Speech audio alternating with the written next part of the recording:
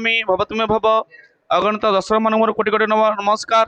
ଆଜି ରାଜଧାନୀରେ ଆଜି ଆମର ସାରା ଓଡ଼ିଶାରେ ମାନେ ଏକ ନମ୍ବର ଯେ ମାଷ୍ଟର ବାପୁନି ସାର୍ ତାଙ୍କର ଆଜି ହାପି ବାର୍ଥଡେ 30 ଇୟର୍ସ ଆଜି ତାଙ୍କର ଆମେ ଗୋଟେ ସେଲିବ୍ରେସନ ପାଳନ କରାହେଉଛି ଆମ ଯାତ୍ରା ପରିବାର ଟିମରୁ ଭୁବନେଶ୍ୱରରେ।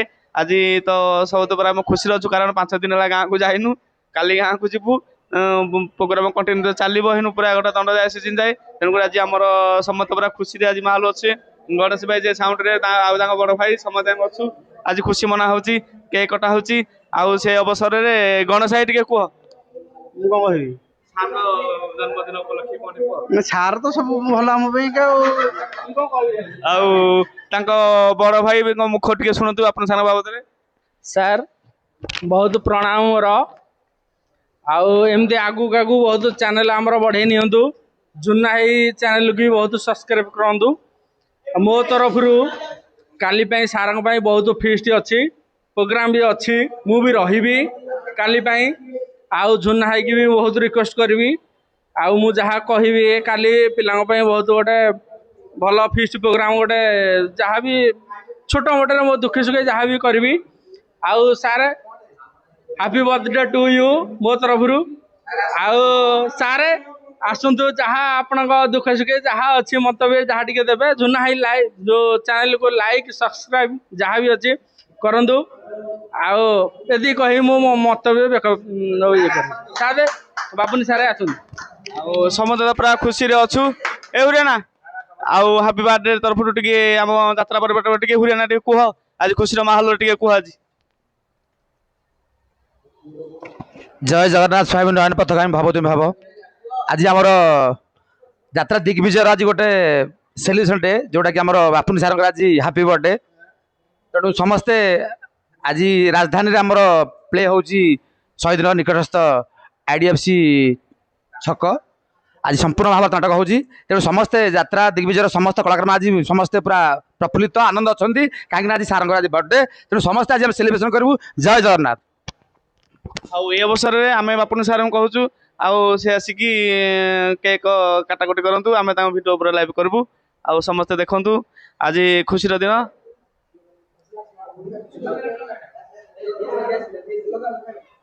ଦେଖନ୍ତୁ କେହି ଖୁସିର ଦିନ। ଆଉ ସମସ୍ତ ଯାତ୍ରା ପରିବାର ତରଫରୁ ଆମର ବାପୁନି ସାରଙ୍କ ପାଇଁ ଆଜି କେକ୍ କଟା ଚାଲିଛି। ଦେଖନ୍ତୁ ସେକେଣ୍ଡ କେକ୍ କଟା ହେଉଛି।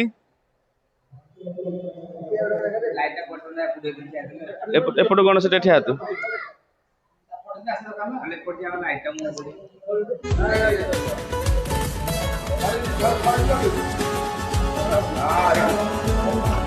Happy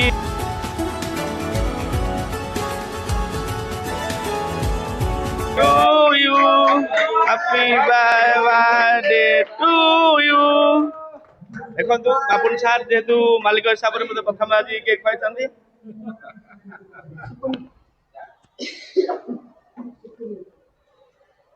ଆଉ ଦେଖନ୍ତୁ ପୁରା ମାହୋଲ ସମସ୍ତଙ୍କୁ ଚାଲୁଛି, ବାପୁନି ସାର୍ ସମସ୍ତେ କେକ୍ ଖୁଆଉଛନ୍ତି।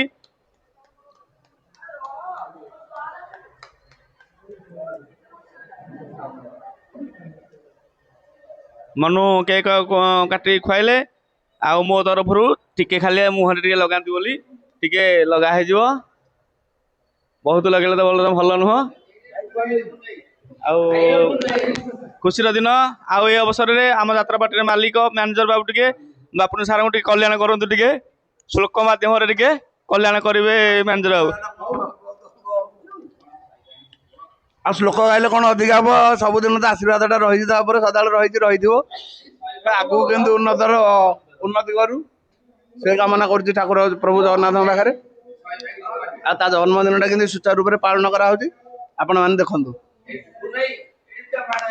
ଆଉ ସେ ଅବସରରେ ଆମର କ୍ୟୁଟି ହିରୋଇନ ଟିକେ ଗୁଣ୍ଡିଚା ହେଇ ଟିକେ କଣ କୁହନ୍ତୁ ବାପୁନି ସାରଙ୍କ ବାବଦରେ। ଦର୍ଶକ ବନ୍ଧୁମାନଙ୍କୁ ନମସ୍କାର। ଜୟ ଜଗନ୍ନାଥ ସ୍ୱାମୀ ନୟନ ପଥଗାମୀ ଭବ ତୁମେ। ଆଜି ତ ଆମର ଭୁବନେଶ୍ୱରରେ ପ୍ରୋଗ୍ରାମ ଚାଲିଛି। ଆମ ସାର୍ ଯେ ବାପୁନି ଭାଇ ତାଙ୍କର ଆଜି ଜନ୍ମଦିନ, ବହୁତ ଖୁସି ଅଛନ୍ତି ସମସ୍ତେ। ମାହୋଲ ବି ବହୁତ ଭଲ ଅଛି। ଆଉ ଆପଣ ତ ଦେଖିପାରୁଥିବେ କେତେ ଖୁସିର ମାହୋଲ। ବର୍ତ୍ତମାନ ତ ସମୟ ହେଇଗଲାଣି ଅଭିନୟ କରିବା ପାଇଁ। ବେଶୀ କିଛି କହୁନି, ସମସ୍ତଙ୍କୁ ବି ଅନୁରୋଧ କରୁଛି ଆମ ସାର୍ଙ୍କୁ ଟିକେ ୱିଶ୍ କରିବେ।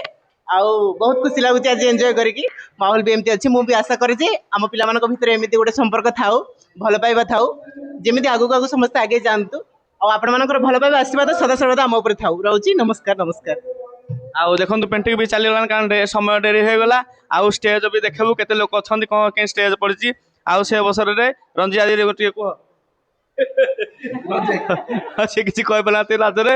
ଆଉ ତାଙ୍କ ସହି ବାପୁନି ସାରଙ୍କ ସହି ପାଣୁ ଭାଇ ଟିକେ କୁହ। ନମସ୍କାର ଦର୍ଶକ ବନ୍ଧୁ, ଜୟ ଜଗନ୍ନାଥ। ଆଉ ଆଜି ଆମ ସ୍ୱୟଂଙ୍କର ବାର୍ଥଡେ, ଆଜି ଆମେ ଆସିଛୁ ଭୁବନେଶ୍ୱର, ମାନେ ବହୁତ ଖୁସି ବି ଲାଗୁଛି। ଆଉ ଅପେରା ଟାଇପ୍ର ପୁରା ଷ୍ଟେଜ ଚାରିପଟେ ଚେୟାର ପଡ଼ିଛି। ଆଉ ସେ ଅବସରରେ ତାଙ୍କର କେବେ ତ ଜନ୍ମଦିନ ପାଳନ କରନ୍ତିନି, ଆମେ ବାଧ୍ୟ କରିବା ହେତୁ ସେ ଆଜି ପାଳନ କରିଛନ୍ତି। ଆଉ ଭଗବାନ କରନ୍ତୁ ତାଙ୍କ 100 ବର୍ଷ ଆୟୁଷ ହଉ, ଆଉ ତାଙ୍କୁ ଭଲ ରଖିଥାନ୍ତୁ, ସମସ୍ତେ ତାଙ୍କୁ ଆଶୀର୍ବାଦ କରନ୍ତୁ। ଜୟ ଜଗନ୍ନାଥ। ଆଉ ଏ ଅବସରରେ ଆଉ ଆମର ଯେ ଗୁରୁ ପ୍ରଧାନ ସେଠି ବାପୁନି ସାରଙ୍କ ମୁଖ ଟିକେ ଶୁଣ। କେକ୍ ଲାଗିଛି ତ ନମସ୍କାର କରିପାରୁନି। ଦର୍ଶକ ମାନଙ୍କୁ ମୋର ନମସ୍କାର।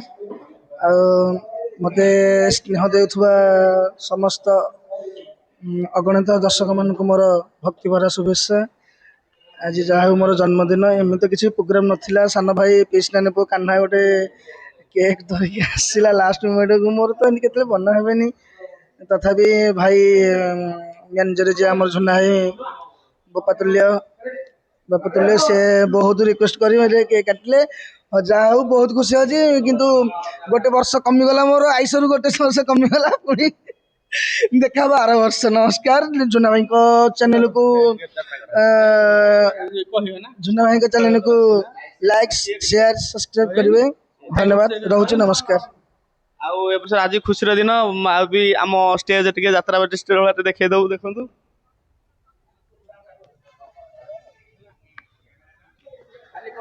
ଦେଖନ୍ତୁ କି ପୁରା ଯାତ୍ରା ପାର୍ଟି ଭଳିଆ ଷ୍ଟେଜ। କେତେ ମାନେ ଅଫିସର ମାନେ ଆସିଛନ୍ତି ନା, ମାନେ ତାଙ୍କ ସେଲିବ୍ରେସନ କରିବା ପାଇଁ ତାଙ୍କ ଯାତ୍ରା, ଆମ ଯାତ୍ରା ପାର୍ଟି ପାଇଁ ଅନୁଷ୍ଠାନ ତାଙ୍କର ମଞ୍ଚ ଉଦ୍ଘାଟନ କରୁଛନ୍ତି। କେତେ ପ୍ରକାର ଷ୍ଟେଜ ଚାଲିଛି, କେତେ ଚେୟାର ପଡ଼ିଛି, ମାନେ ନାଚ କରିବାକୁ ଅତି ଉତ୍କଣ୍ଠା ଲାଗୁଛି।